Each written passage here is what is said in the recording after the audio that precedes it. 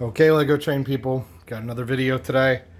This one I've actually been putting off for a while, and the reason I've been putting it off is because I am reviewing a product that is designed, developed, and sold by another YouTuber, and it's actually another YouTuber that I have a lot of respect for, and he has a lot of great products, he has a lot of great ideas, his designs are fairly well thought out. And he's running a very successful e-commerce business out of it.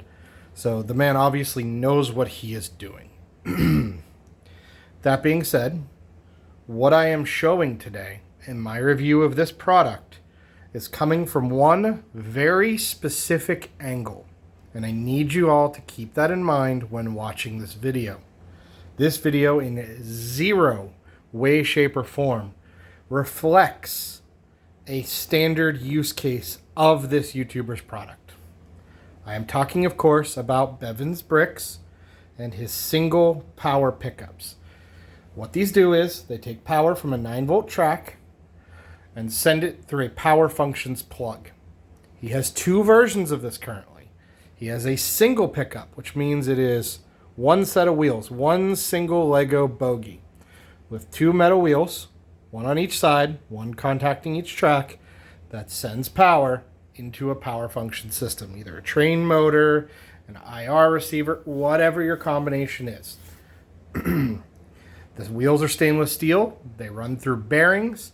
He has wires soldered to those bearings, so the electricity is running through the bearings. And then that sends it to whatever power function setup you have. Normal motor, locomotive, train motor, IR receiver, whatever it is, lights, accessories. Now, of those two versions, the single, and then he also has one that's double, so it's like two sets of wheels on a single bogie. Out of those two, he recommends the double. This is for a couple of reasons, but the primary one is whenever you go over switch tracks or other gaps, the double bogies, or the double wheel bogies, will keep contact longer and therefore won't shut off. You won't be interrupting the power as it travels over the gap. So keep that in mind, that is what he recommends. Now, I have seen other people report on various Discords, including my favorite, Battery Powered Bricks, who's another great YouTuber, that there are some limitations to this product. And again, I'm a fan of this person. I think this is a great product. I think that both versions have their uses and merits. Can the product use a little bit more development? Well, we'll get into that.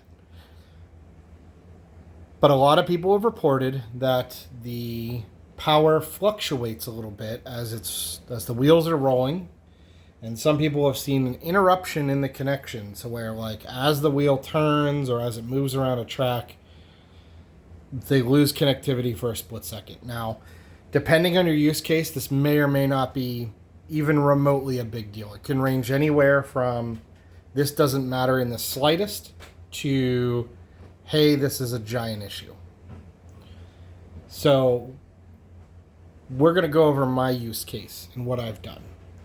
I am using his original cheapest product, the single powered pickup. So just two wheels. This means that any time my train, which looks like it has an IR receiver, but that's just a dummy. That's an empty case. It's just because of the design of that particular locomotive. When it runs over these switch tracks, it loses power. The motors are not powered for that fraction of a second. Now, even with a bunch of cars, and even if I threw all my cars on it, it has enough momentum to where it continues to travel. The powered pickups travel that very small gap, bringing power back to the motor, and it is not an issue. But I am having a few issues with the products in this use case. And again, we'll go over why it's doing this, but a couple of things that you need to know. I am running these power pickups somewhere in the neighborhood of 8 to 10 hours a day on this little loop with this train. This is for testing purposes. I wanted to stress the worst case scenario, so using the single power pickups to power a train, not recommended by Bevins Bricks himself. Not recommended. Again, not the normal use case for these. But I am running them 8 to 10 hours a day. Okay? And what this means is that it has hundreds, if not 1,000 plus hours on it in the time that I've owned it. Okay? So, I'm going to show you the current state of my powered pickups and the current issue I am having. And again, keep in mind this entire time, and I'm going to repeat this like 1 billion times in this video, this is not a normal use case for this product.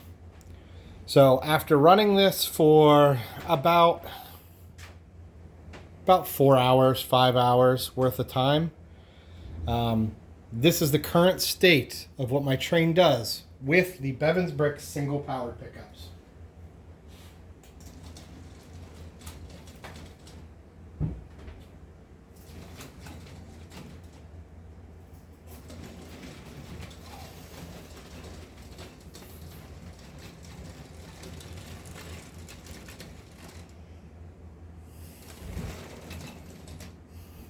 Pretty anemic. Not running at all. Okay.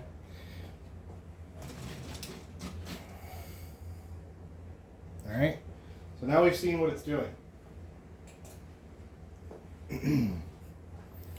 So, with that being said, let's cover why it's doing this.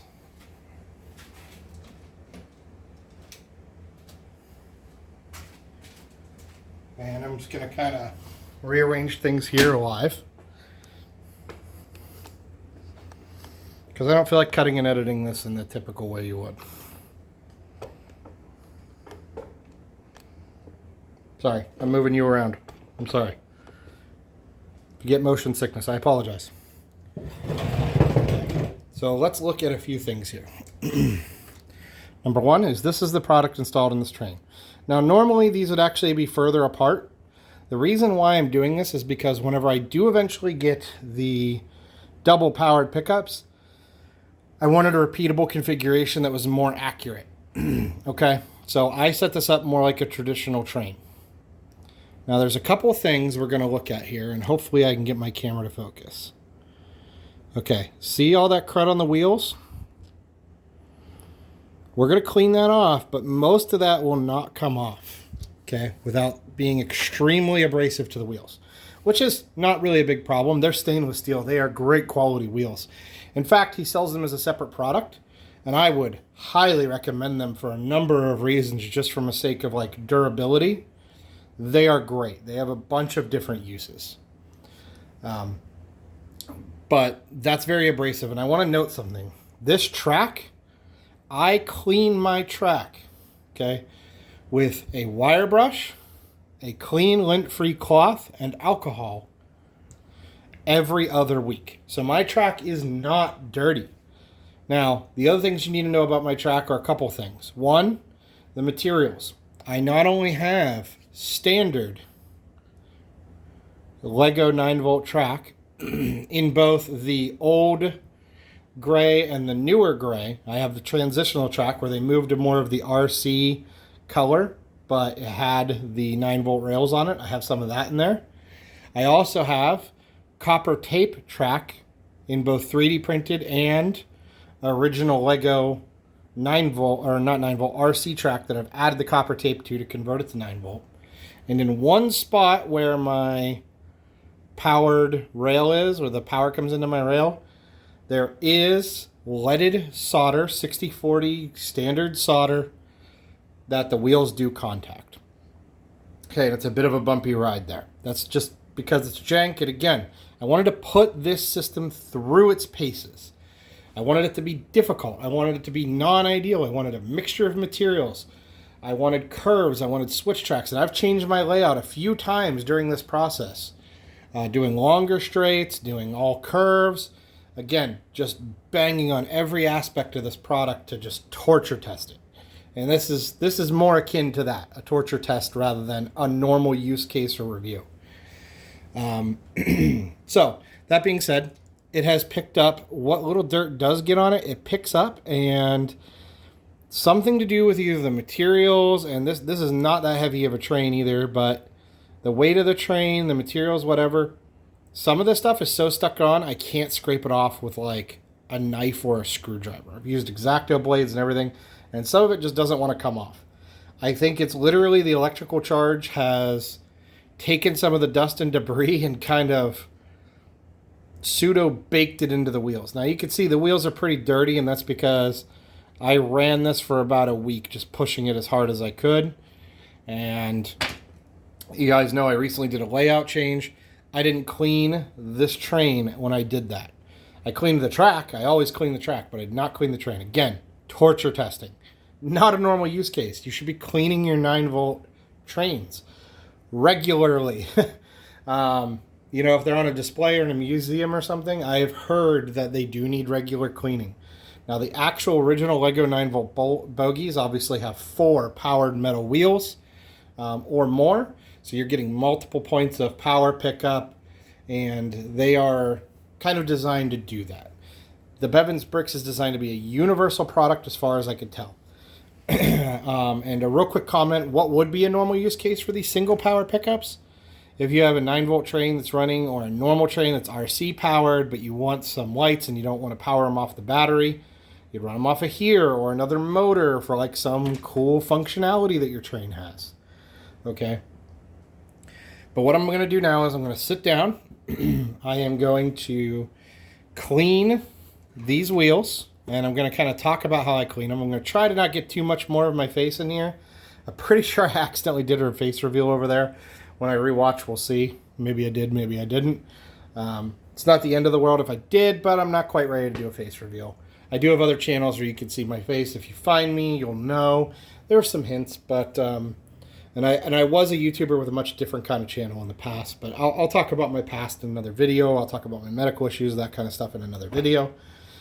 But just note, if you get a glimpse of me, it's not the end of the world. You know, it's not some gigantic secret, but it's also not something I'm doing on purpose. So I'm going to sit down. I'm going to try to clean this, and let's see what we come up with here. So the first thing I'll say is it does not take long to clean. So that's why this also is not the end of the world for me. Sometimes I'll take off my horns, but a lot of times I'll just sit it down on its side, pop out a wheel. And when you pop out the wheels, obviously it's going to hang free on just the solder, so be very careful. And then there is a little washer that comes off. Got it right here. And real quick, I'm going to show you a couple things about the wheels. Okay, so let's see. All right, so you can see the actual shaft of the wheel there does have a little ring on it where it contacts the plastic, and it's a little dirty. But otherwise, it's mostly just some dirt, some grind, some wear marks, all normally expected stuff. Herein is where kind of the problem lies, and that's on this side. This side of the shaft is what contacts the bearing and gives an electrical connection. Now, I have noticed that my bearings are a little bit sloppier after this torture test. You could see that ring there. That is permanently grooved into the wheel at this point. I don't know how big it was from the start because I kind of just immediately started torture testing it without taking it apart. And it's very difficult to see. I don't know if it's going to focus, but that shaft is dirty, dirty, dirty, and it just picks it up over time. Again, it's not like my track is disgusting. It's a dustier than normal environment down here in my basement. It's a little moister. You know, it tends to fluctuate in temperature a bit because I don't have AC or heating down here. I don't maintain a solid temperature. I just kind of go with it. It stays cool enough for me with a fan, and that's all I kind of care about. So what I do to clean is a couple of things. The very first thing I do is I will take an alcohol pad if it's really bad. Okay. And I will clean my shaft. And I will squeeze it against the face of the wheel, the interface of the wheel. And we can see that's it. That's all the dirt that was on it. Hardly anything. So it looks real bad, and then I'm gonna continue to clean it just to be sure. But even after all that, and like you'll see whenever I do this, like both sides, very, very little dirt. And then we'll clean this other side of the shaft. And it added that little teeny tiny fleck of dirt. Okay, so even if it's dirty, it's not that dirty. Now, just because I don't want the alcohol pad to dry out, I'm going to clean the conical part of the wheel. I'm going to clean it off. This is going to be disgusting because I have not cleaned this in a while. Like I said, I wanted it to really test it right before the video, to really get the train stumbling and really get it to have weak power pickup like you saw. Just so that we could see the maximum amount of dirty. And mind you, again, I clean this track once a week. And I think part of my regimen is going to be cleaning it more often, and you're going to see why in just a second. But that being said, this is also kind of a video about the importance of keeping your 9-volt rails clean and the environment around it clean. Obviously, dingy, southwestern PA basement, not ideal. Not ideal. My basement doesn't get any water in it or anything like that. I don't have standing water issues. But I also have a dehumidifier down here, so it's a little musty, It's a coal miner's basement for sure. Okay, so after I cleaned the entire outside of the rim, and this is the part that contacts the track, that's what I got. And that looks brutal, but that's actually not that bad. There's hardly anything else there. So now our wheel is clean with an alcohol pad. I'll then take a paper towel, clean paper towel, and I will go over it that way, or a dust-free cloth. I just don't know where the heck I put it. Clean that off, clean the shaft, and again, no dirt, hardly anything. Clean the face of the wheel as well as the rim of the wheel, best I can without dropping it and, messing it up. This will also, if the alcohol spread out any dirt, this will also kind of pull any of that up. And after alcohol and after a paper towel, you can see we still have some stuck on dirt on that. Now, I can get some of that off with a screwdriver, with a utility knife, and I have a wire brush that I can use. It still never comes completely off. As far as I can tell, this is just a side effect of metal on metal contact, plus whatever dust or dirt gets trapped between it. It gets smushed into it, and it just somehow just adheres to the wheel. That being said, it's not the end of the world, and you'll see. The other thing I'll do is I'll take my same cloth, since it still has some life in it, alcohol pad rather. I'll clean the washer. And this is where you have to be careful because this thing is tiny. I am highly impressed with his skills as far as soldering, because his soldering isn't just like it's not micro soldering. Don't get me wrong. That's not like doing circuits on, like little tiny resistors and surface mount stuff. But it is also a mechanical connection, which we're going to cover in a second. So now I got the washer, which does have some discoloration on it, but put it back on the shaft, set that aside, and then that leaves the bearing. Now, you're going to see a little bit of dirt and cat hair and, just crap on the bearing, but inside the bearing is very difficult to get to, but I am just going to start cleaning it the best I can. And again, I'm not getting alcohol in the bearing race, because if this does have any grease or anything in it, you don't want to disturb that. Even though cleaning it out might be better, it's also going to allow dirt to sit in it. So that's one wheel. And I'm going to put the bearing back on.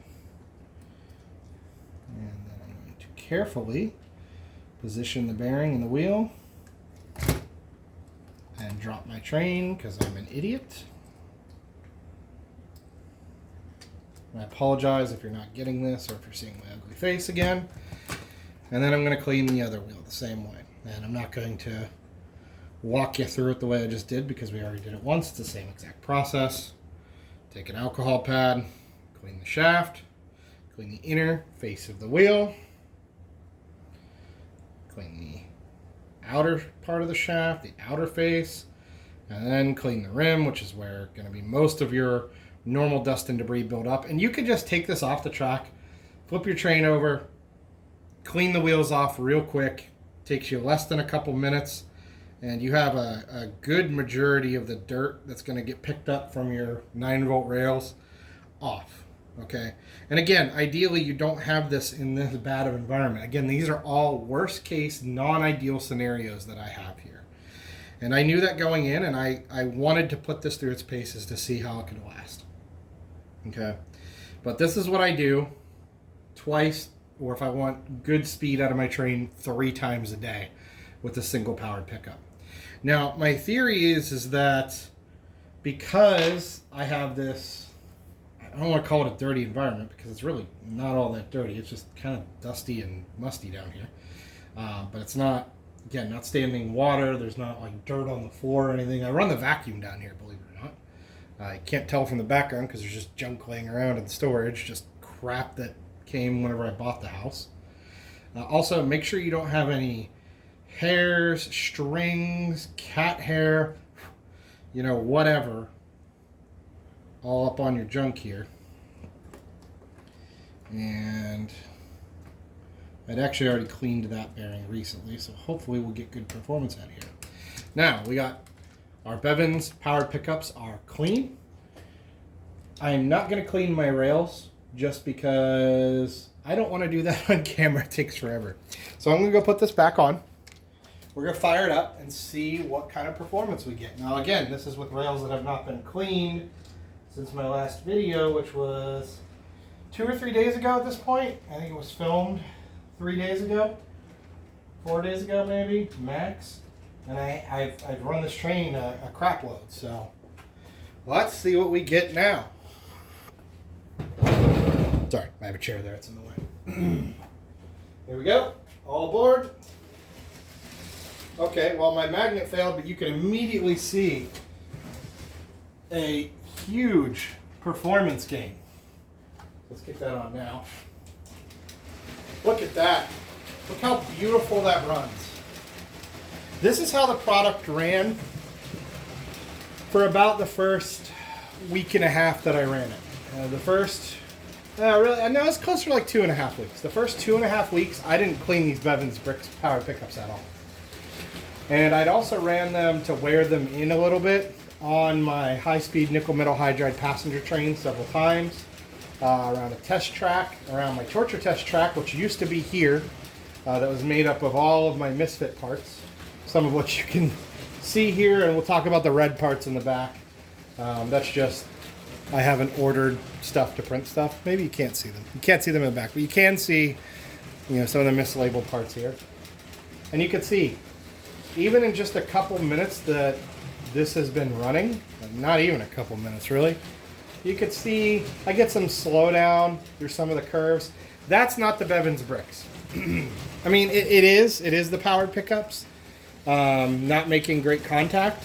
But that's because of my 9-volt setup. This is just soldered to copper tape, which is like melted the track a little bit because I wasn't being careful when I soldered it.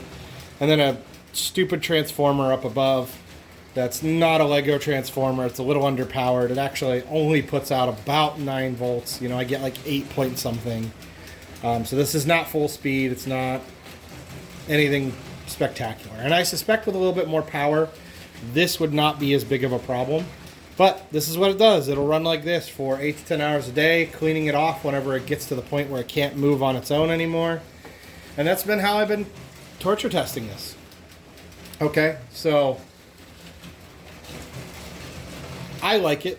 I think that if you have a layout that's not this tight and compact and banging it around and not in a basement environment, like you have a nice display somewhere, you could probably get away with running the single powered pickups for quite a long time, especially if it's on like a timer, like mine is. It's actually on a timer, where it's like it runs around the loop a couple times every hour on the like on the hour, like a clock, or every couple hours, or anytime a kid at a museum or display hits a button, or whatever you're doing with these. I think that you could get away with running them. That being said, 100% spend the extra money, buy the double power pickups. They're a great product. They're a better product. Sure, they're not as flexible. You could use 2 single power pickups. He has a video on this. I've done videos on how to use them, and a 9-volt powered track to power a Keybrick 1 to control your train through Powered Up by doing this. He's talked about doing a powered up version of these, potentially just with an adapter or whatever the case may be. He's probably just going to do a rectifier and then, whatever adapter he does to power the Lego hub. Just like I did, just he's probably going to make it way less DIY, way less janky. Guy's an absolute professional.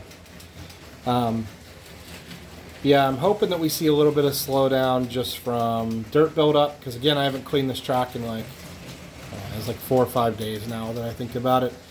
So I'm hoping we see it happen, because at this point, these have enough wear and tear on them where it will happen soon. Like, we're seeing some slowdown in the corners again. That's not his product. That is just my rails and my setup just being super jank. But yeah, that's my long-term review. So I would say they are a great product. I would go with the doubles if you're looking to power a train. Now, if this is a scenario where this train was running off of RC or another motor, these are fabulous for running your lights, for running accessories, for running a helper motor. Like maybe this is at the back of a train in a carriage, not in your locomotive. And you just want a little bit of, to help it get along. You got a big, long train. Your Robin Hood bricks trying to do world records, like whatever the case may be. This is a good product for that. I think it's genius. I think he's put a ton of work into this. And I know that I will be purchasing more of them, both doubles and singles for various projects.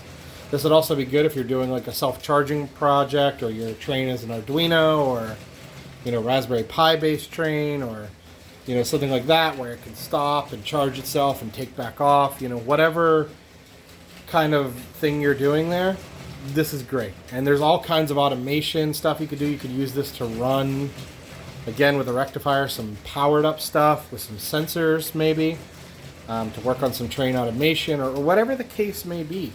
But this is great. I love this product. It's going to stay in my collection. I might have to retire this set of wheels. If he sees this, which I'm going to try to get his attention, post it on his channel, and I'm not going to direct message him. I'm not going to blow him up or annoy him too much. But if he sees this and he has a suggestion for this, of something I can do, or he has some good cleaning instructions, or if he wants this set back to exchange for like a brand new set or whatever, so he could see that, I've melted the connector on them, I've burnt the wheels, and the electrical connection is fine. It is perfectly fine. I'm using the non-melted side of the connector, and I have done, ohm testing on it. It's well within the spec that it originally came with. It's not affecting the performance at all. I know some people might have seen the video where I did melt it, but regardless, if he wants this set back to see the wear and tear, I'm sure he's done boatloads of testing himself, but if he wants it back, he can contact me, set up, shipping arrangement, whatever. If he wants to ship me out a new set with like a return label, and I'll send these ones back or whatever, I'll be happy to do that, gladly, But I think that's it, guys. You enjoy this, and Bevin, keep doing what you're doing, man. It's awesome. Definitely recommend. You guys have a nice day.